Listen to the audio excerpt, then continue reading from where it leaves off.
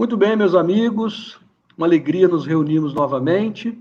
E hoje nós estamos junto aqui com a Lili, com o Edmilson, com a Vanessa, e nós vamos hoje conversar sobre a Revista Espírita. Nós já fizemos no NEFA, e está no canal do YouTube, inclusive no link que vai aparecer em cima, a primeira revista espírita, que foi a de janeiro de 1858. Ela está disponível no canal do YouTube. Fizemos, assim, um comentário sobre algum desses artigos de forma bem resumida. E nós combinamos no NEFA que agora, a partir do mês de fevereiro, e a cada última segunda-feira do mês, nós teremos uma revista espírita. Então, a desse mês de fevereiro vai ser a Revista Espírita de fevereiro de 1858, depois em março, a de março de 1858 e até o final do ano.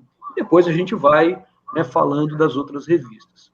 O objetivo é a gente fazer uma divulgação de forma resumida dos artigos que são apresentados nessa revista, e esse é o objetivo do nosso bate-papo aqui. Cada um vai apresentar alguns artigos da Revista Espírita. Tá bom? Para iniciarmos, nós vamos pedir a Vanessa para fazer a prece inicial. Vamos lá, então. Bom, Pai querido, nós te pedimos, nesse momento, o amparo dos seus emissários de luz, para que possamos trazer ao conhecimento de todos que nos ouvem e nos veem essa doutrina que tanto nos traz ciência, filosofia e religião. Essa doutrina que consola os nossos corações, mas também nos mostra o quanto precisamos ter fé e entender o porquê da vida. Que nós possamos ser assertivos e iluminar ainda mais todo esse conhecimento que nos foi presenteado através do nosso irmão Kardec e dos espíritos superiores. Que Jesus, nosso mestre, esteja conosco, assim como ele mesmo disse que estaria. Que assim seja. Que assim seja. Muito bom. A Revista Espírita, ela traz artigos diversos, né? Kardec começou a publicar em 1858 como uma forma de comunicação mais rápida, né, com aqueles que se interessavam pela doutrina espírita. Ele publicava, inclusive, cartas que ele recebia, respondia dúvidas, né, que ele recebia, críticas que eram feitas à doutrina espírita, e muitos artigos que depois acabaram sendo publicados integralmente, parcialmente ou estendidos nas obras básicas, né? Então, a gente vai hoje aqui fazer duas rodadas, né, apresentando artigos, cada um vai apresentar de forma resumida um dos artigos da Revista Espírita.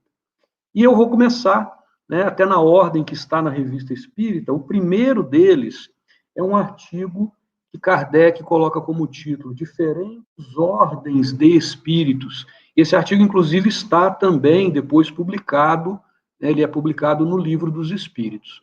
O que Kardec vai abordar nesse artigo? Ele até usa um termo interessante, logo no início ele fala assim, que ele vai abordar um ponto capital, né, um ponto importante da doutrina espírita, que é a diferença que existe entre os espíritos, diferença tanto do ponto de vista intelectual, quanto do ponto de vista moral. Os espíritos são diferentes. E ele faz uma organização em 3 ordens ou em 3 categorias, né? E ele deixa muito claro que essa organização ela é muito mais do ponto de vista didático, né? E baseado nas informações que os espíritos trouxeram, ele organiza em 3 ordens ou em 3 categorias, que seria dos espíritos imperfeitos, dos espíritos bons e dos espíritos puros. São 3 grandes categorias, né? Bom, em relação aos espíritos imperfeitos, Kardec vai dizer que são aqueles espíritos onde há predominância da matéria sobre o espírito, né? Espíritos ainda inclinados ao mal. E nesta categoria, ele vai subdividir em 4 classes. Então, dentro dessa grande categoria espíritos imperfeitos, tem os espíritos impuros, os levianos, os pseudo-sábios e os neutros. Eu não vou aqui nesse comentário detalhar cada um deles, né? Mas na Revista Espírita e também no Livro dos Espíritos, a gente encontra essa explicação detalhada, mais para chamar a atenção e despertar curiosidade. Na ordem dos espíritos bons, Kardec vai dizer o seguinte, que são aqueles que têm a predominância do espírito sobre a matéria, né? E eles desejam o bem, eles têm o desejo do bem.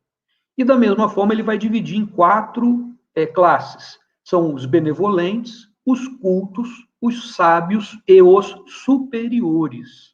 Eu queria fazer uma observação que os espíritos da codificação são espíritos superiores, né? Então, esses espíritos que se comunicaram e trouxeram a Kardec a doutrina espírita, eles são espíritos superiores. E, por último, a ordem de espíritos puros, que são aqueles que atingiram, né, o grau máximo, o grau supremo de perfeição, que é o objetivo de cada um de nós, né, atingir esse estágio. E Kardec vai dizer, inclusive, que a gente vai evoluindo nessas categorias, né? O nosso processo evolutivo é passar por essas categorias.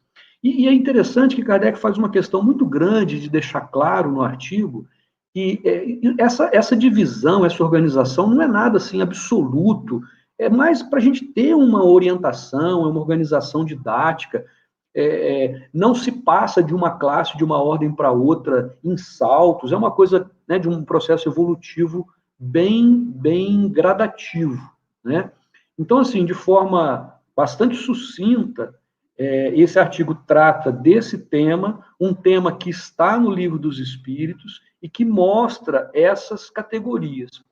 Só para finalizar, tem uma observação muito curiosa que ele faz, que é o seguinte, que alguns críticos da doutrina, eles usavam a informação de que determinado espírito fala que é dividido em tantas categorias, o outro fala que é dividido em tantas. Isso, na verdade, não importa, né? Se tem 3 ordens e 9 categorias, ou se tem mais, é só uma organização didática para a gente entender que existem diferentes espíritos do ponto de vista intelectual, do ponto de vista moral, e a gente vai evoluindo, né, de espíritos imperfeitos a espíritos puros. Então, basicamente é esse o resumo, né, e vale a pena depois ler esse artigo na íntegra. Tá bom? Não sei se alguém gostaria de fazer algum comentário, ou podemos passar para o próximo. Podemos? Bom, o próximo artigo, nós vamos pedir, então, para a Vanessa falar, o título dele é Espíritos Errantes ou Encarnados. Vanessa, fica à vontade. Obrigada, Leonardo. Bom, esse artigo ele é bem curtinho, mas ele traz uma informação muito interessante e importante para a gente, né? Quando a gente está estudando na doutrina espírita, a gente se depara muito com a palavra, né, errante. E quando você trabalha muito com um grupo de jovens, você vê que eles têm, né, muita essa dificuldade. Eles ficam assim, nossa, errantes, né? Será que ele está errando? Será que ele só erra nas encarnações, né?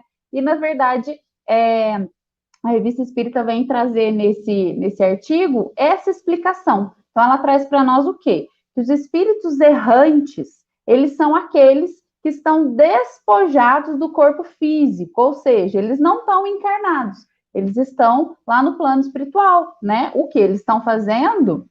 Várias coisas, tudo que eles, né, que eles almejarem fazer lá no plano espiritual, mas eles não estão numa encarnação.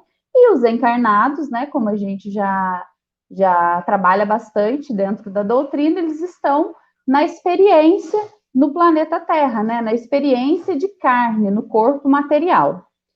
E uma observação interessante que tem para nós é que fala assim, ó, que a erraticidade é o estado normal dos espíritos, né? Que encarnar é um estado transitório. Isso só vem comprovar para nós como a vida, né, espírita é a nossa vida principal e a nossa necessidade, né, de por mais que estejamos passando por uma experiência no mundo, né, material, nos lembrar sempre de onde nós viemos, qual a nossa essência, e que essa essência responde ao mundo espírita, né? Ao plano espiritual. Então, é preciso a gente ficar atento, né, a isso. No finalzinho, ele também coloca uma outra observação que é interessante da gente conversar, né? Ele fala que os espíritos puros, né, eles não ficam mais na erraticidade, porque assim como o Leonardo falou, eles já chegaram, né, naquele ápice de evolução, não numa perfeição, que se eles fossem perfeitos, eles seriam Deus, e perfeitos é só Deus, né? Mas eles chegaram naquele ápice da evolução relativo, né, a nós espíritos, e aí, a partir daí, né, eles não são mais espíritos errantes, eles já fecharam esse ciclo. Então, acho que é um trechinho curto, mas importante para a gente refletir, principalmente sobre isso, né? Nós somos seres espirituais e a necessidade, né, da gente se atentar a esse propósito de vida. O mundo material é importante, ele nos dá ferramentas para evoluir, mas nós precisamos olhar também para a nossa essência, que é a essência do espírito.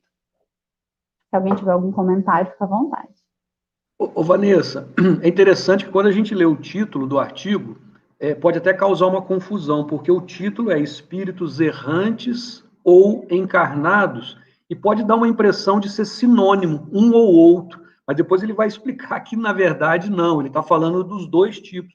O errante, que é aquele que está na erraticidade, aguardando a oportunidade para encarnar, e o espírito encarnado, aquele que está aqui, né? Só essa observação que às vezes o título pode levar a uma conclusão equivocada, né? Mas você acabou de explicar muito bem, né? Que são dois conceitos diferentes, né? Muito bom, gente. Aí você vê quanto assunto interessante tem na Revista Espírita, né? E agora a gente vai para um outro. A gente começou a falar das ordens de espírito, né? Dos espíritos errantes. Agora vamos falar de fantasma. E a Lili, que é especialista em fantasma, né?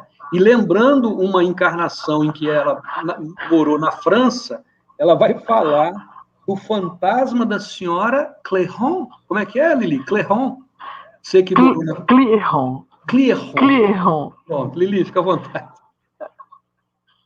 Então, nós estamos dando sequência, né? Esse artigo dá sequência ao tema que o Lenart começou, falando da natureza dos espíritos. E aí, a própria senhorita Clairon é quem conta a sua história nas memórias dela. Então, para a gente começar a entender, a gente tem que primeiro se perguntar quem era, né, a senhorita Clairon. Ela nasceu em 1723 e morreu em 1803, ou seja, com 80 anos de idade. Ela era cantora, atriz trágica, entrou na companhia de teatro italiana com 13 anos de idade, e aí ela foi para a comédia francesa com 20 anos. Então a vida dela artística foi assim, um flash muito rápido, começou rápido e ela se tornou famosa muito rápido. E interessante é que ela era muito, muito bonita, era bela demais, e ela era muito notada pela beleza. Tanto que o Sr. S, e aí a revista ela faz esse... Ela protege o nome das pessoas, né, a confidencialidade, e não coloca o nome das pessoas. Então ela usou o Sr. S. Ele se apaixona perdidamente pela senhorita Clairon, e aí ela não corresponde a esse sentimento. E como ele estava forçando muito para ficar com ela só queria ser amiga dele, ela vai e rompe as relações com o Sr. S.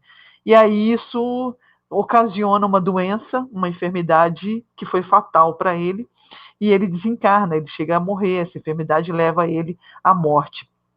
Eles tiveram um relacionamento de 2 anos e meio, só que um relacionamento sem convivência, porque eles se conheciam há 2 anos e meio. Então, do ponto em que ele conheceu ela, que ele viu pela primeira vez, até quando ele morreu, inteirou um período de 2 anos e meio. Ele implorou para que ela fosse vê-lo no momento em que ele estava morrendo. E por conta de influência de parentes, de pessoas muito próximas, ela acabou não indo. Ela optou por não fazer essa visita. E ele morre, então, sozinho, cercado apenas dos seus empregados. Então começa o tormento da senhora Clairon. Ela reuniu na sua casa sua mãe e vários amigos para fazer um jantar com esse pessoal, e aí onde eles cantavam, alegravam, e por volta das 11 horas da noite soa um grito agudo, de longa duração, de modulação muito sombria, e esse grito espanta todo mundo. Aí a gente já fica com uma dica do caso: todos ouviram o grito, né? Todos ficam muito assustados. Ela conta ainda nas memórias que todos os amigos, os vizinhos e até a própria polícia, eles ouviram o mesmo grito, que se repetiu outras vezes nessa mesma hora, às 11 horas da noite, vindo da janela como se fosse do ar. Quando ela jantava na cidade, o que era muito raro, nada acontecia. Mas era chegar em casa, aquela coisa do cotidiano, perguntava para a mãe: e aí, tem novidade hoje? O grito suave. Já vinha aquele grito ecoando do ar e assustando todo mundo. E esse fato era muito conhecido por todas as pessoas. Uma vez ela convidou um amigo, presidente de B, ela convidou ele para acompanhar ela num local onde eles iam, e quando eles chegaram na porta da casa dela, eles foram para esse local, para esse evento, e quando eles voltaram, ele foi acompanhá-la até em casa. E ele estava já conhecendo o caso, ele ficou com medo por ela, falou: eu vou acompanhar porque tem um fantasma que está acompanhando, né, a senhorita Clairon, então vou com ela até em casa. E aí, quando eles chegaram na porta de casa, o grito acontece e ecoa entre os dois. E aí toda Paris, que já conhecia a história, também ficou sabendo disso, porque os dois correram da carruagem, ficaram estáticos, caíram e muito assustados. Outra vez, ela pediu para um outro amigo que acompanhasse ela até uma loja de tecidos. E aí a conversa dos dois girou sobre o fantasma. E esse amigo, ele era cético, ele era um pouco ateu. E aí ele faz uma pequena provocação com ela. Ele fala para ela assim, que se ela quisesse que ele acreditasse que existia um fantasma, era para ela evocar esse fantasma, e se ele gritasse, aí ele acreditaria. E não deu, né? Não deu outra coisa. Ela evocou. O grito se fez em 3 momentos terríveis, pelo estrondo, pela rapidez, aquele grito assim, assustador. Ambos ficaram péssimos e eles precisaram até de ajuda para sair da carruagem e entrar em casa. Eu acredito, isso não consta na revista, e aí vem um detalhe meu, eu acredito que esse amigo deve ter acreditado depois disso, né? Porque foi realmente apavorante. Depois desse evento, ela ficou sem ouvir nada. E aí ela achou que estava livre. Agora estou livre, finalmente, né, do meu fantasma. E aí ela viajou para Versalhes, para um casamento. Ficou num quarto bem pequeno, aconchegante, e se acomodou com uma companheira. E aí ela comentou, aliviada: para que vai falar, né? Mas ela comentou: estamos no fim do mundo. Será embaraçoso, ao grito, nos achar aqui. Doce ilusão. Ela acabou de falar, o grito ecoou. E aquele grito horrível. A amiga saiu em disparada do quarto e não ficou ali, fugiu dali. Era como se o inferno estivesse dentro do quarto. Isso são relatos dela e da amiga. Foi a última vez que eles escutaram esse grito. Não ouviram mais. Depois disso, dias depois, eles estavam numa roda de amigos comuns, 11 horas da noite, lá na casa dela. O sino do relógio bate e junto com ele surge um tiro de fuzil.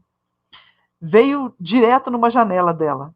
Ela ficou apavorada. Todos ficaram apavorados, ouviram o estampido, viram até o fogo, mas a janela estava intacta, não aconteceu nada com a janela.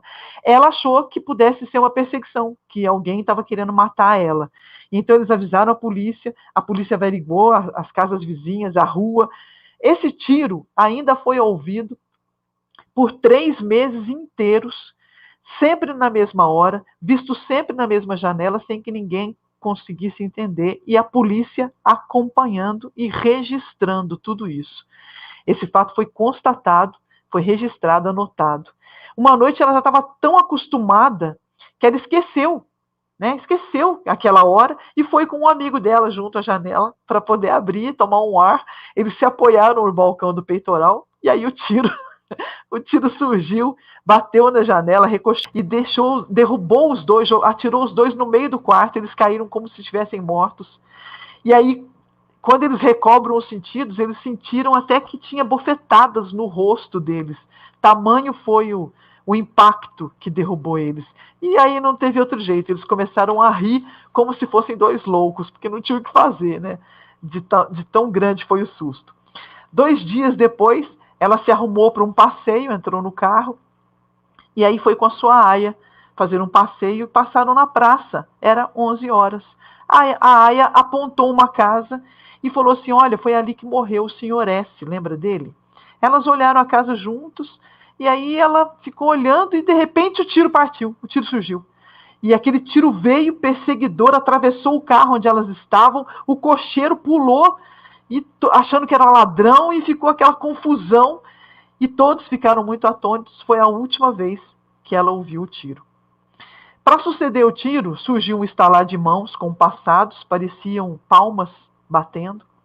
Novamente, sempre às 11 horas, ele surgia e ninguém via nada, só escutavam os barulhos. Como esse ruído era costume dela, porque ela sempre foi muito aplaudida por ser atriz, ela achou interessante, não se incomodou. Aquilo não assustava. Depois das palmas surgiram sons melodiosos, como se fosse uma voz celeste cantando alguma coisa, que também todos ouviam. E nada viam, eles só escutavam. Ao final de 2 anos e meio, curiosamente, tudo cessou. Foi então que a senhorita Clairon recebeu do acompanhante daquela mulher que estava quando o senhor S morreu, ela recebeu um relato dos seus últimos momentos. Dizia o seguinte, ele contava os minutos até as 10h30, quando o lacaio disse que ela não iria.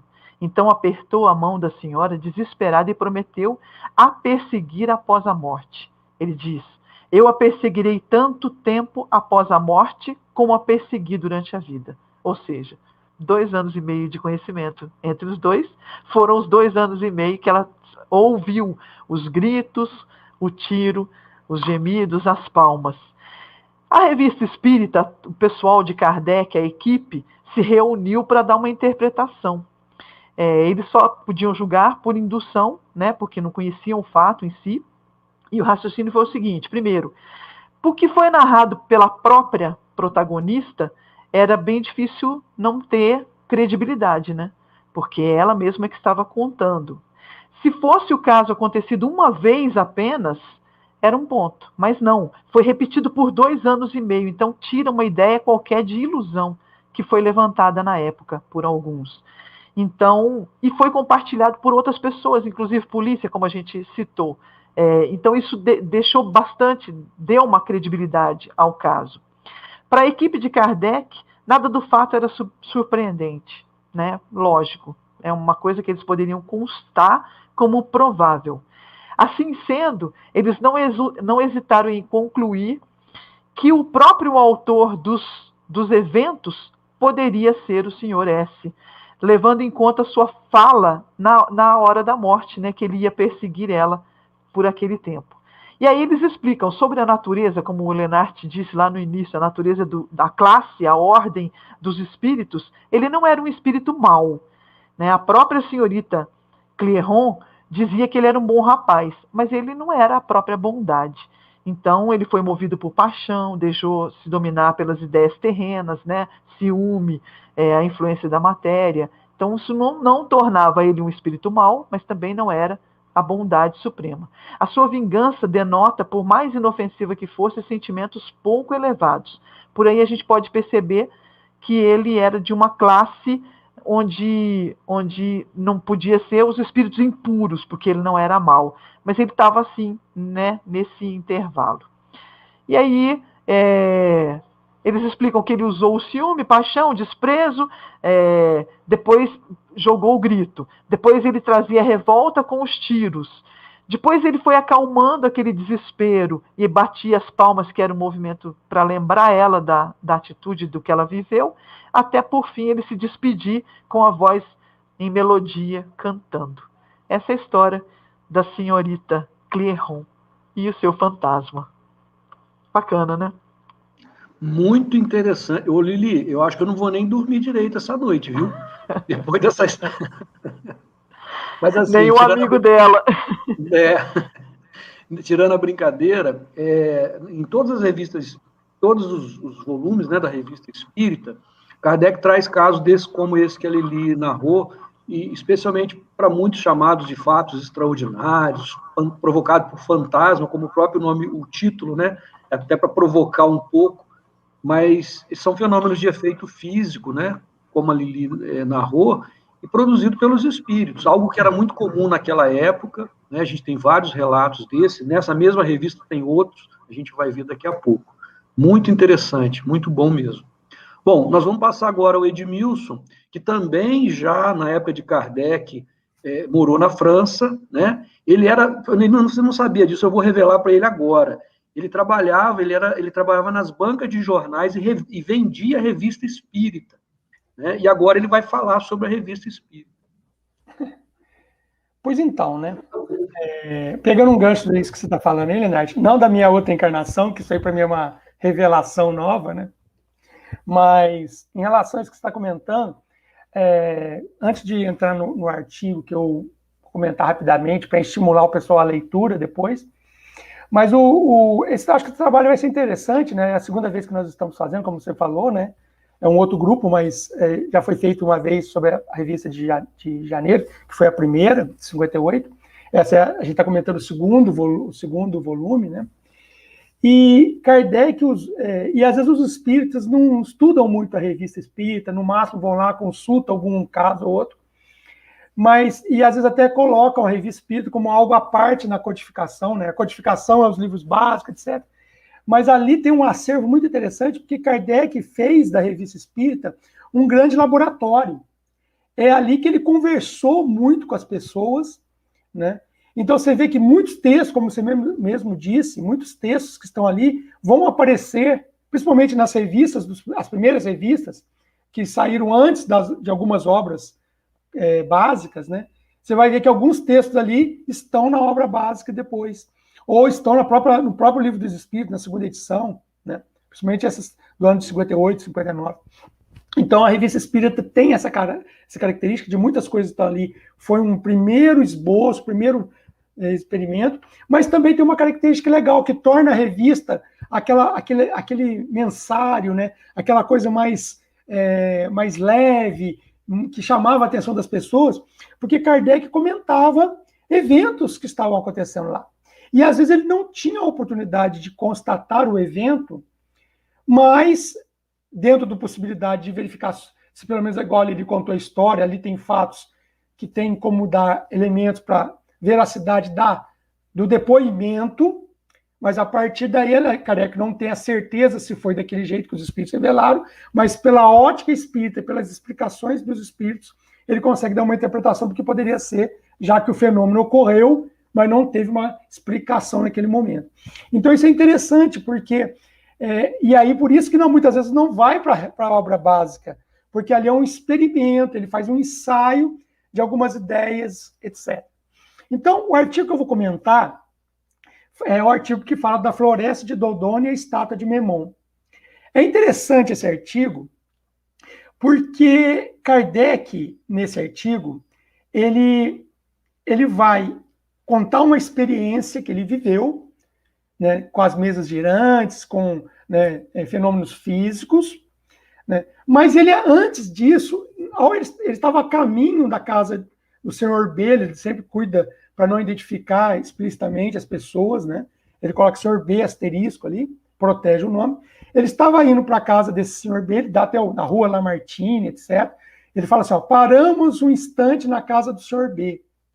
Mas para chegar nessa casa, ele passa nessa floresta. E existia, isso ele não deixa claro, mas ele vai no final resgatar, que uma espécie de lendas, né, de mistérios envolvidos nessa floresta, né, de coisas sobrenaturais. Né? Mas antes de chegar nesse ponto, ele vai fazer uma discussão interessante do que aconteceu na casa do Sr. B. Então, nessa casa desse Sr. B, né, Kardec presencia uma reunião de efeitos físicos e de mesas girantes.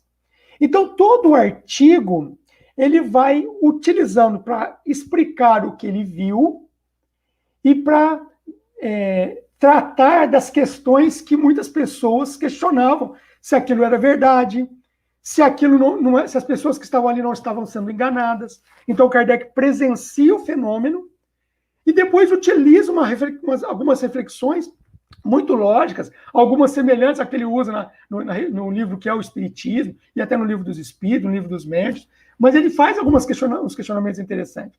Então, Kardec começa a sua explicação, né, mostrando esse lado racional e faz a gente entender, né? Então, primeiro ele chega lá, ele via que as mesas faziam barulhos, davam respostas, né? Então ele vai levando a gente a raciocinar desse jeito. Ele pergunta assim, qual é a causa desse ruído?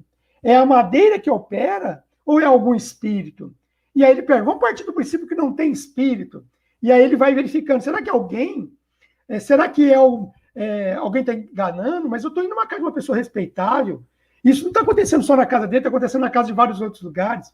E aí ele dá até um exemplo, suponha como um bacharel, um estudante de direito, assim, né? Alguém batesse na porta dele. Tudo bem, ele poderia achar que é o vento, que é algum gato, que é algum bicho, mas ele pede assim, bate uma, bate duas, bate três, bate quatro, depois bate em cima, bate embaixo, bate na esquerda, bate na direita. Na casa do Sr. B, né, nesse lugar que ele foi, estalava não só saindo de dentro da mesa, aquela sensação de que ele colocava a mão, sentia o estalo, mas às vezes nas paredes, em outros cômodos. Então ele falou assim, que aparelho é esse que eles tinham, que estava em todo lugar? E não era só uma pessoa tentando enganar, seria em várias casas, etc. Então ele começa a utilizar o artigo para contar o fenômeno que ele presenciou e para refutar possibilidades de tentativa de enganar.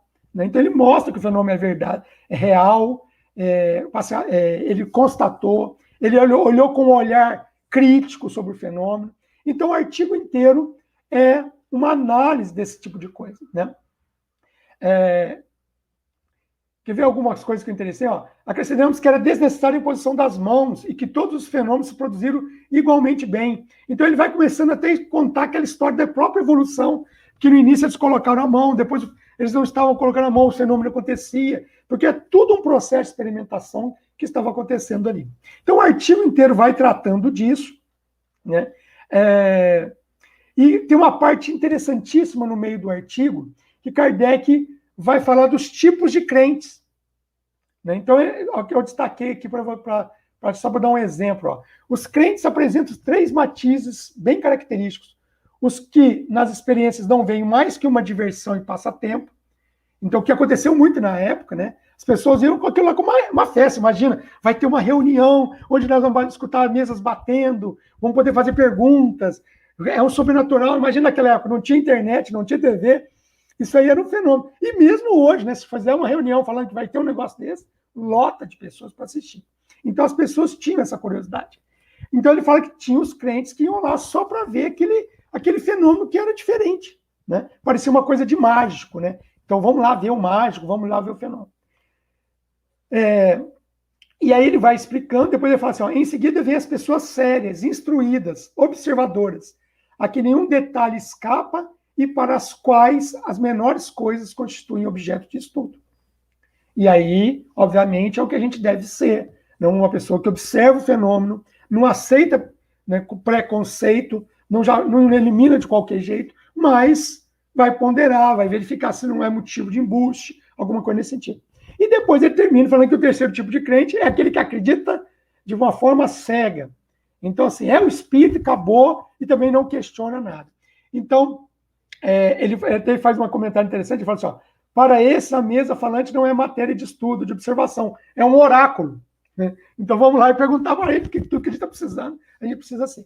Então, Kardec vai fazendo uma discussão muito legal sobre isso no artigo, e no final ele termina voltando. Aí você fala, mas onde que está a questão? Por que ele botou o título da floresta? É só porque ele passou pela floresta? Não, aí ele começa a voltar que no passado existiam lugares considerados sagrados, onde as pessoas iam para orar, para consultar, entre aspas, os oráculos, que poderia ser que o barulho do som, do vento, das pancadas respondiam às perguntas. E aí ele faz uma discussão interessante, falando assim, olha, poderia ser o vento? Poderia. Poderia ser a pessoa acreditando exageradamente e não ter nada de espírito? Poderia. As pessoas são muito crédulas, elas querem crer em algo. Então tem um barulho do som, eu vou casar, faz um barulho do assovio, do vento ali, beleza. Então a pessoa poderia estar nesse tipo de coisa. Mas, considerando o fenômeno que ele acabou de presenciar, já tinha presenciado outros, obviamente, mas ele está falando do fenômeno real dos espíritos poderem, né, transmitir mensagem através de estalidos na mesa. É claro que tem um médio de efeitos físicos ali, aí já é uma discussão maior, que a gente não vai estender, mas ele está falando assim, se existe a possibilidade dos espíritos manifestarem através de barulhos na mesa, na madeira, etc., por que não nas árvores? Por que não usando o barulho da natureza? Né? E aí ele faz isso, inclusive, para dizer essa coisa, inclusive, da estátua. Né? E aí ele questiona essa questão dessa estátua, né, que os antigos sacerdotes de Menon, dessa estátua, faziam perguntas, e ele fala, aquilo ali poderia ser uma fraude? Poderia. Até porque eles precisavam dar resposta. E aí acontece até com muitos médiuns, que às vezes tem a mediunidade, mas começa a vender a mediunidade. Né? Vender aquele trabalho, aquela informação. E nem toda hora os espíritos estão à disposição, nem querem participar desse tipo de coisa. Né? Muitos deles. E aí, no dia que eles não estão ali, como é que o médium vai fazer? Ele vai acabar inventando, porque ele precisa dar uma resposta para o cliente, entre aspas. Então, Kardec faz, no final, um fechamento. Não dizendo que esses fenômenos lá na floresta foram espirituais, ou que a estátua era espiritual, mas que poderiam ter sido pelo mesmo mecanismo que permitiam que as mesas se manifestassem. Quer dizer, os espíritos se manifestassem através da parte física. Então, um artigo muito interessante para a gente pensar. E sempre Kardec, com a sua lógica, fazendo a gente pensar com lucidez. Uhum. O Edmilson, e é interessante que tem um outro artigo também, vocês vejam que a Lili falou, né, dessa história, que tem ali vários fenômenos de efeito físico. Kardec, nesse início, o que chamou muito a atenção, o que surpreendeu, né, para a comunicação com os espíritos, foram os fenômenos físicos. Então, era natural que ele relatasse vários casos desses, alguns que ele presenciou, estava lá e viu, né? Alguns que ele recebia, como foi esse caso que a Lili narrou, que ele recebeu como informação essa história, esse ocorrido, né? E aí tem um outro, nessa mesma revista, tem um outro artigo que é intitulado Isolamento dos Corpos Pesados, onde nessa mesma linha ele vai fazer uma abordagem mais específica sobre o fenômeno de suspensão de objetos no espaço, ou seja, como se fosse uma levitação. E o fenômeno, como o Edmilson falou, das mesas, eles eram com a imposição das mesas daquelas pessoas que estavam ali participando, médiuns de efeito físico, e com a imposição sobre a mesa se movimentava, dava esses estalidos, esses barulhos, né? Fazia esses fenômenos de efeito físico. O que Kardec vai abordar nesse artigo é algo além. E aí o Edmilson até falou que eles verificaram depois que não era necessário a imposição das mãos, né? O que ele vai verificar é que ele presenciou fenômeno de efeito físico, né? Em que eles iniciavam com a imposição das mãos, passado algum tempo, a mesa começava a se movimentar levemente, levantavam um pé, faziam um barulho, faziam uma pequena movimentação, e que com o passar do tempo eles verificaram que a mesa se levantava totalmente, e aí ele se referia a uma mesa de madeira maciça, pesada. Kardec fala no artigo uma mesa de quase 100 quilos se movimentando, e o que era surpreendente é porque estaria aí se derrogando uma lei natural, já conhecida pela ciência, que era a lei da gravidade, né? E, na verdade, o fenômeno produzido é porque existiam forças invisíveis promovendo o levantamento daquela mesa por alguns segundos e em torno de 10 centímetros do chão, e depois ela caía com tudo, né? Então ele vai narrar isso. E ele conta uma coisa interessante, que é o seguinte, que para certas pessoas, muitos haveriam de pensar que esse fenômeno acontecia assim, as pessoas se reuniam e aí rapidamente a mesa ia até o teto, ficava lá e depois caía, né? E na verdade não era isso. Ele relata que demorava às vezes de 10 a 15 minutos, depois que as pessoas estavam ali com as mãos sobre a mesa, com um pensamento e com a intenção de... porque também eles se concentravam para produzir aquele fenômeno, ele presenciou, algo que ele presenciou, e ele fala assim, vou ler um trechinho rápido, ele fala assim, nós mesmos, nós o confessamos, por mais habituado que estejamos às coisas extraordinárias, ficamos muito contentes de poder constatar-lhe a realidade desse tipo de fenômeno que acontecia, e ele tem relatos de outros lugares, né, em que as pessoas presenciaram, né, o que seria uma levitação, o que seria a suspensão de objetos, né, produzidos por forças ocultas, pelos espíritos, combinado com o fluido do médium de efeito físico, que permitia, né, esse tipo de manifestação. Tá? Então, outro artigo que complementa, que está bem nessa linha aí dos fenômenos físicos. Bom, na sequência, a Vanessa vai falar, hoje a coisa está fantasma, ou manifestações de espíritos, né? O que você vai falar? O que tem lá de artigo de manifestações de espíritos, Vanessa? Não, esse artigo até ele é bem interessante, né?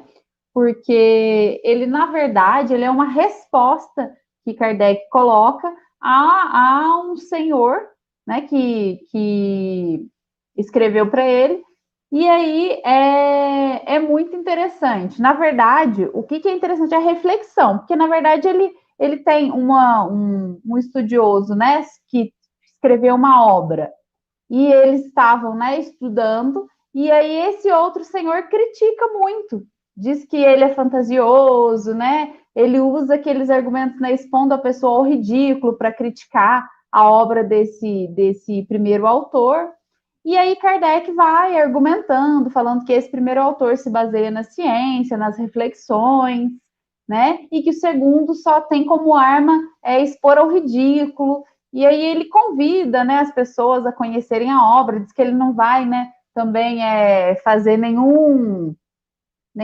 julgamento, né, e fala que ele escreve para o público, não só para uma pessoa. Então, no cerne, né, desse pequeno trecho que eu estou trabalhando com vocês, ele fala disso. Mas o que eu achei interessante é que me lembrou uma reflexão que é muito presente para nós, né? Muitas vezes a gente se perde muito em discussões infrutíferas com pessoas que não nos questionam e não querem, né, enxergar o que a doutrina espírita está nos trazendo. Então, você pode ter muitos argumentos, você pode ter, né, um raciocínio lógico ali coerente, e aquela pessoa simplesmente, não, eu não aceito, eu não acredito, não é isso, né? Ela está presa dentro da verdade dela, que é a verdade dela. Não a verdade da doutrina espírita, mas a verdade dela, né? Então, me fez refletir muito sobre isso. Quantos combates infrutíferos nós travamos, né? Ainda mais nessa época que a gente está vivendo, e é engraçado, né? Kardec escreveu em 1858, mas é uma coisa que a gente está vivendo hoje. Quanto tempo a gente perde, né, discutindo e ficando chateado e abaixando a nossa vibração por conta de argumentos que normalmente expõem ao ridículo, né, que vão nos levar a atitudes menos elevadas. E também, quando eu estava pensando sobre isso, né, me veio muito a cena de Jesus, quando ele, na verdade, em vários lugares, né, que ele faz as curas dele, ele fala isso, mas me veio muito da mulher adúltera, que ele fala, quando ele termina, né, de falar com as pessoas, e quando ele termina de curar, ele sempre fala, vá e não peques mais, né? Jesus não estava preocupado em convencer ninguém a acreditar nele, provar para as pessoas, né, por A mais B, que ele era o melhor, né, que ele era o caminho, como ele mesmo diz, o caminho, a verdade e a vida. Ele não queria provar isso para ninguém, né? E a gente viu a lição, né, entendeu a lição, mas ainda não vive a lição. Então, esse artigo me fez refletir sobre isso. A importância da gente divulgar a doutrina espírita, sim, né? Estabelecer, se as pessoas perguntarem, olha, é isso que eu acredito, né? Por isso, colocar os nossos argumentos, mas cada um vai ter a sua verdade, que está condizente com a sua vida, com as suas atitudes, né? Com a sua vivência, a sua bagagem. E a gente perde muito tempo, né? Brigando, e é muito bacana você ver, Kardec é muito, né? Ele vive muito isso, essa observação, porque ele é muito ali, sabe? Polido, e ele convida as pessoas à reflexão, e ele coloca ali, né, uma crítica, mas que na verdade não é uma crítica, né? É só ele está só colocando os fatos para as pessoas. É muito bacana. Eu gostei bastante desse artigo. Veja que interessante, né? A variedade de temas, de assuntos, de artigos que Kardec trazia, e a Lili vai comentar o outro, inclusive, que vai trazer um tema sobre a avareza, né? Quer dizer, uma outra reflexão, outro tema para ser curiosamente poética, né? Mudando totalmente a linha que nós estávamos trabalhando de fantasmas, de movimentação de espíritos e tal, e a gente vem para a parte da poesia. Quem é responsável por esse artigo é ninguém menos que Hermance Dufour, uma médium muito reconhecida no movimento espírita, nasceu na França em 1841, e era de uma família tradicional, bem de vida, não tinha... morava até na época num castelo, e ela foi diagnosticada ainda jovem por sofrer de distúrbio nervoso, até descobrirem que era faculdade mediúnica. E aí, a partir de então, ela começou a transmitir mensagens de São Luís, que era o rei da França, Luís IX, que foi canonizado pela Igreja em 1290. E aí, no final de 1857, um pouquinho antes dessa revista que nós estamos trabalhando aqui, Kardec convida Hermance para colaborar no periódico, para colaborar na Revista Espírita, e ela aceita, ela entra. E é ela que traz esse item, inspirada pelo próprio São Luís, que se trata de uma dissertação moral ditada por São Luís a respeito da avareza. Ela mexe de uma forma bem poética, semelhante a um conto. Ela nos lembra os cuidados que a gente tem que ter diante desse vício moral, que é a avareza, que nos cerra, vai fechar os nossos olhos à caridade, à benevolência, nos deixa cegos e apegados demais à matéria. Tem um item que ela coloca: infeliz, a morte vai separar-te deste ouro, deixá-lo-ás à borda de teu túmulo, como a poeira que o viajante sacode à soleira da porta, onde a família querida o espera para festejar o regresso. E aí ela nos lembra com essa frase: da vida nada se leva, além da vida que se levou. Né? A gente precisa ter muita responsabilidade e se perguntar o que é que nós fizemos. Né? Que obras que eu realizei em favor do outro? Isso nos remete, como a Vanessa disse, Jesus. Né? Não acumuleis os tesouros na terra, onde a traça e a ferrugem vão corroer, né? Os ladrões vão roubar, porque onde está o seu tesouro, ali vai estar o seu coração.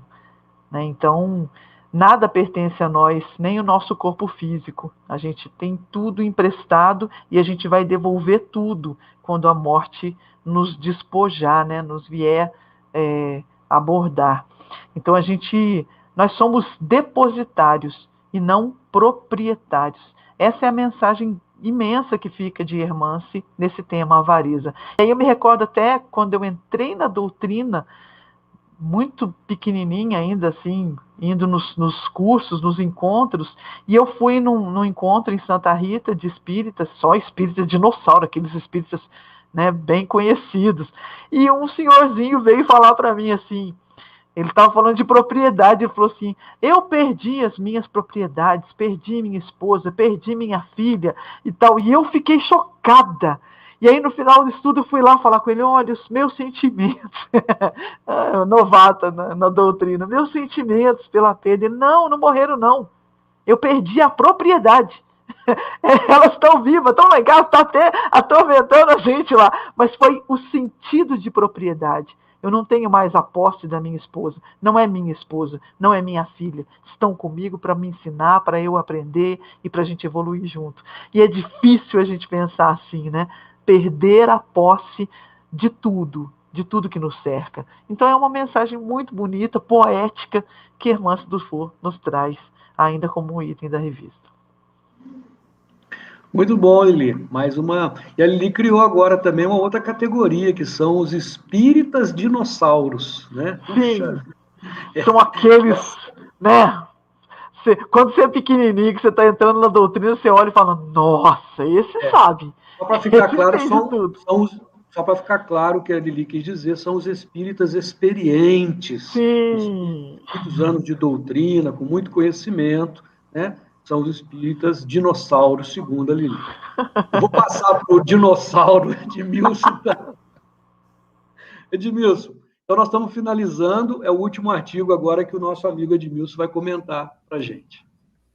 Bom, eu vou direto para o artigo, né, depois dessa do dinossauro, sem comentários. Mas olha só, esse artigo é muito legal. E aí vale, talvez não vai dar tempo da gente, quer dizer, a ideia aqui é dar uma ideia, né? Dar uma introdução, dar o gosto da pessoal depois ir ler com mais propriedade, ler toda a revista, refletir, né? Então não dá para a gente... Mas esse artigo, que chama o Sr. Home, esse artigo é muito interessante, porque, primeiro, pelo próprio ensinamento que Kardec traz, ou vários ensinamentos que ele traz nesse artigo, e porque ali também ele insere uma outra característica da revista, que é muitas vezes uma sequência de artigos sobre um tema. Esse artigo trata de um dos médiuns mais famosos do século XIX, talvez um dos maiores médiuns de efeitos físicos, que foi pela capacidade do fenômeno, pela grandeza do fenômeno, né? Muito conhecido dentro do meio espírita. E é até interessante, porque lendo, Kardec tem 4 artigos em sequência, então nas próximas revistas a gente vai ver uns pedacinhos, né, do Sr. Home. Então, Kardec tem, acho, 4 artigos na revista 58, depois tem um artigo ainda numa revista mais para frente, né, acho que de 63, se não me engano. Mas por quê? Porque esse médium, que é o Daniel Douglas Home, né, Douglas Home, ele, que na época era até muito jovem, porque nasceu em 1833, estava com um pouco mais de 20 anos, né? Ele tem fenômenos, ele foi presenciar, os fenômenos que ele produziu, né, que a mediunidade dele permitiu produzir, foram vistos por reis, por pessoas importantes, por cientistas, por pessoas que foram avaliar o fenômeno, né? E era muito, principalmente era um fenômeno de efeito físico, mas era tão forte, o Leonardo falou de levitação, né, que ele teve presença, foi constatado dele levitar, né, a muitos metros, e nós não percebia. Ele falava que só percebia quando ele olhava para baixo. Mas ele nem percebia que ele estava subindo. Engraçado que o fenômeno, os espíritos usavam os seus fluidos para levitar mesa pesada, etc., né? Para vários fenômenos. E é engraçado que levitação não conseguia levitar outras pessoas. mas ele estava em alguns fenômenos. Na verdade, quando ele foi à França, esse fenômeno não foi observado, foi observado antes, mas com testemunhos de pessoas idôneas, etc. Então, é muito interessante porque... Mas aí, o que Kardec tem a ver com isso? Kardec presenciou esse fenômeno? Não. Nesse momento do artigo, não. Mas esse médium era tão famoso, ele estava... na Europa inteira se falava dele, que Kardec foi instigado a conversar. Então, baseado naquilo que ele escutou e daquilo que era relatado, inclusive nos jornais da época, né, jornais que não tinham nada a ver com a doutrina espírita, mas das pessoas que o delatavam, que o defendiam, etc., Kardec usa o seu bom senso para comentar. E aí comenta o fenômeno daquela forma que, olha, se é verdade ou não, isso sim é possível por causa disso. E explica. Então, eu vou destacar algumas coisas do artigo que é muito interessante, sem estender muito, porque eu acho que vale a pena o pessoal ler, não só esse, como os outros da série do Sr. Home, né, que Kardec faz em sequência. Mas com certeza nós vamos ter esse momento também de conversar, mas aqui é sempre uma pincelada. Mas esse artigo também tem uma coisa interessante, porque Kardec, antes de começar a falar especificamente do médium, ele faz um prefácio, um preâmbulo do artigo, que remete àquilo que a Vanessa falou. É muito atual as observações de Kardec. E eu vou mostrar para vocês algumas características do início. Primeiro, ele fala que muita coisa se falava de Douglas Home, né? E ele fala assim, deixando de lado a mais larga margem possível devido ao exagero, ainda assim ficava bastante para testar a realidade dos fatos. Então, primeiro, Kardec começa a falar, olha, estão falando tanta coisa que tem exagero aí. Porque as pessoas ficavam impressionadas, as pessoas são impressionáveis, né? Então, quando a pessoa acredita muito numa coisa, do mesmo jeito que tem aquela que combate por sistema, ela é contra sempre, tem aquela pessoa que defende sempre. E quando ela defende sempre, ela não enxerga, ela aumenta. Então, Kardec primeiro separa. Mas diz que mesmo separando aquilo que é exagero, o médium ainda tem muita coisa para ser estudado, né? E ele fala uma coisa interessante, logo no início do artigo também, seguindo essa... Reparei, esse artigo é muito mais para apresentar esse médium, porque é apresentar no sentido da revista espírita, e começar algumas reflexões das possibilidades, inclusive dos fenômenos de efeitos físicos. Ele não trata muito de um fenômeno específico ou de assistir uma reunião do médium. Ele usa a história, o momento de sucesso, de conhecimento do médium. Sucesso não é bem a palavra, porque o médium ele era bem reservado até certo ponto, né? Ele não vendia, aliás, Kardec fala isso, ele não cobrava para isso, ele era bem discreto. Mas Kardec usa essa situação de um médium bastante, que estava todo mundo falando dele na época, né, para tratar tópicos da doutrina, principalmente dos fenômenos físicos. Mas logo no início ele fala assim, olha que interessante. Em toda relação de causa, julgar o que não se conhece é falta de lógica. E difamar sem provas é esquecer as conveniências. Então, ele já começa, porque tem gente que fala mal, porque como eu não acredito nos espíritos, não são espíritos. Pronto. Eu não acredito, não é falso. Então, parte desse princípio. Outra coisa que é interessante, e essa é especial para muitos de nós, e eu acho que vale a pena destacar, ele fala logo no início assim, ó, o que deve espantar, isso está logo no primeiro parágrafo do artigo, do segundo parágrafo ali. O que deve espantar, o que nos parece ainda mais anormal, quer dizer, Kardec está falando aí das pessoas que criticam sem usar lógica, etc. Mas ele começa assim, ó, o que nos parece mais anormal, que os próprios fenômenos em questão, quer dizer, olha, mais estranho que o fenômeno, ele vai falar de um outro fenômeno que não é o fenômeno. Olha que interessante.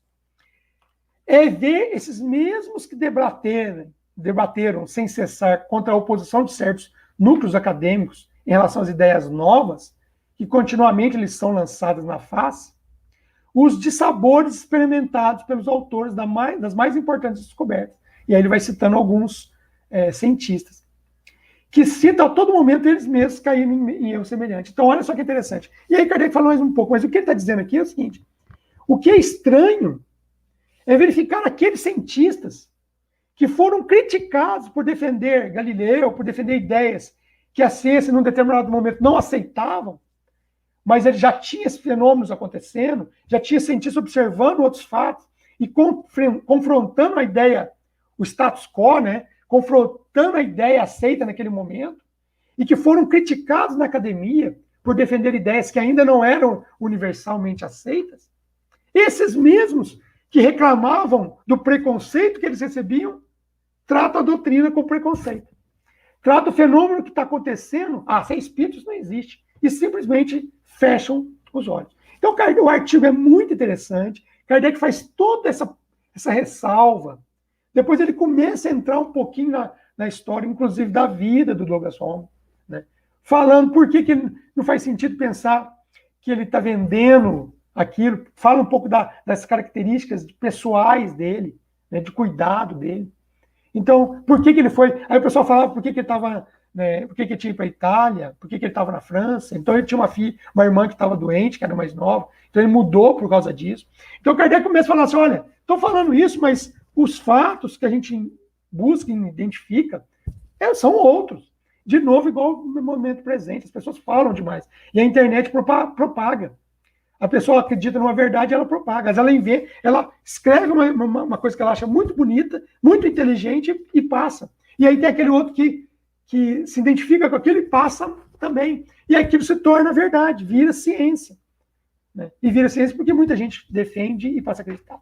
Então, Kardec, de novo, nos chamando para a razão, mas também chamando para a gente tomar cuidado com o preconceito. E aí o preconceito que a gente não gostaria de sentir das pessoas em relação à doutrina, mas a gente também em relação às crenças dos outros. Né? Será que na crença dos outros não tem verdades que a gente, pelo nosso preconceito, por achar que a gente já tem a verdade ou uma verdade, aquilo está errado? De novo, igual quem não acredita no Espírito. Não acredita no Espírito, então tudo que vem do Espírito está errado. Ou acredita que de Espírito é coisa errada, então quem está lá está fazendo coisa errada. Né? Quem está vinculado a isso. Então, é um artigo muito interessante. O nosso tempo vai escasso, eu não vou estender todo, né? Mas Kardec faz toda essa discussão, fala dos fenômenos que já estavam acontecendo, e termina o artigo contando um episódio interessante de um fenômeno que aconteceu com o Douglas Home na casa de um amigo. E ele fala, olha, foi presenciado por amigos, ele não era uma sessão que ele foi convidado, que ele foi preparar, quer dizer, não existia preparo, era um jantar, né? E aí a mesa cai, com a bandeja em cima, tal, sem cair, né? Sem derramar, sem nada. Ele vai contando esse detalhe, um detalhe que acontecia às vezes, né? E que não foi preparado. E quem presenciou eram pessoas que já viam fenômenos, outras sessões que ele participou, então não estava ali para crer ou deixar de crer, para ser convencida de nada. Ele não foi lá para convencer ninguém, ele foi lá para o jantar. E o fenômeno aconteceu espontaneamente, em princípio, sem um desejo dele. Então, assim, aí Kardec termina mostrando que, olha, isso acontecia, tem relatos disso, dos amigos dele, por que a gente não vai acreditar? Apesar de Kardec não ter presenciado até a escrita desse artigo. Então, de novo, bom senso. Ele foi, na Revista Espírita dava para fazer isso, ele foi convidado para discutir um assunto que era moda, e tinha a ver com o espiritismo, que está falando de um médico, está falando de fenômenos físicos. E não conhecendo o médium pessoalmente, trata com cuidado, com respeito, né? E mostrando que o fenômeno em si pode levar a aquele tipo de coisa tranquilamente. Então é isso. Muito interessante. Muito bom. Muito bom. Aliás, chama a gente, desculpa, Neto, mas chama a gente para ler os outros. Né? Exatamente, é o que eu ia comentar, porque o objetivo do nosso bate-papo aqui, de trazer de forma muito resumida esses artigos, é justamente de despertar o interesse, despertar a curiosidade. E a Revista Espírita, os artigos eles não são extensos, não, são artigos curtos, né? A revista pequena. Eu não tenho, como é que eu consigo? Hoje, né, a gente tem disponível na internet, se procurar Revista Espírita, fevereiro de 1858, acha na internet o artigo PDF. Tem a kardecpedia.com, que é um site que tem todas as obras de Kardec, tem todas as revistas espíritas, nesse kardecpedia.com. Então, a gente encontra essa informação facilmente. Então, sugerimos àqueles que depois leiam, né? A nossa intenção aqui não é esgotar o tema todo, mas despertar o interesse para a leitura. Vanessa, muito obrigado. Edmilson, muito obrigado. Lili, muito obrigado. Agradecemos a todos que estão nos assistindo também, né, pela atenção. E vamos finalizar com a Lili, com música da Lili, né, Lili? Música autoral para a nossa prece final. Música autoral.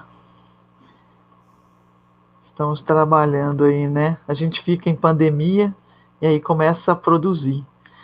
Essa música chama Instante e é referente realmente ao que nós estamos vivendo, né? Esse momento de dor.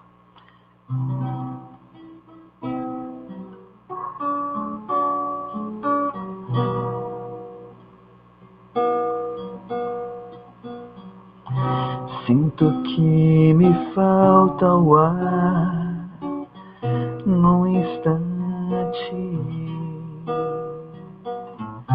Ouço apenas uma voz que clama, reclama, nos chama a perceber que o mundo precisa amar, conscientizar, sinto que me falta ar. É como perder o amor que marcou uma vida inteira. É como atravessar esse caos assim de bobeira. O mundo agoniza a falta de empatia. Estamos assustados como numa pandemia.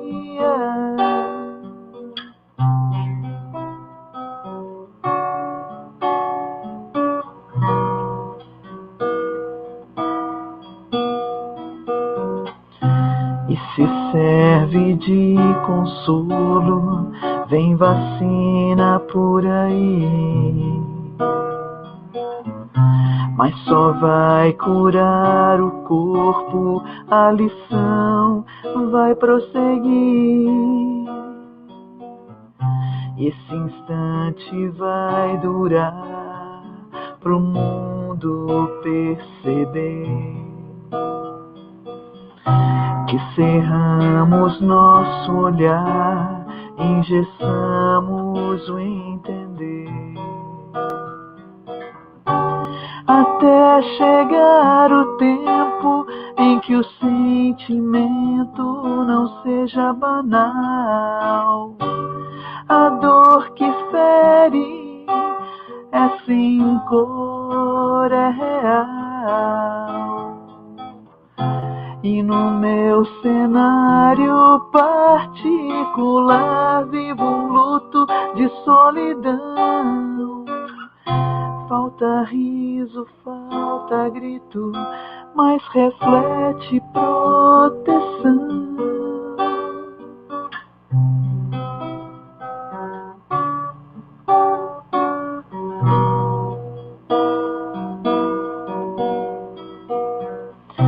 Tudo falta nessa falta de tudo. Mas esse instante inconstante vai passar, como tudo passa, eu sei que vai. É como perder o amor que marcou uma vida inteira. É como atravessar esse caos assim de bobeira. O mundo agoniza a falta de empatia. Estamos assustados como numa pandemia.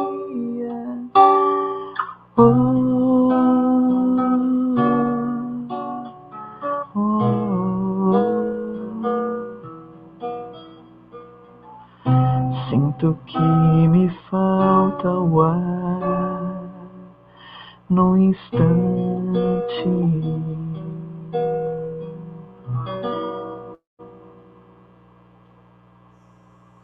Muito bom, Lili. Muito obrigado.